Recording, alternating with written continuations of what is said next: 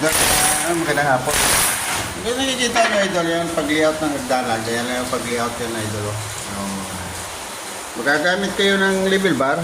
Yan idol, yung ganitong level bar, saka eskwala. Wala yung eskwala. Ayan idol. Wala. Nasumihan ito. So kunin natin yung eskwala para makikita.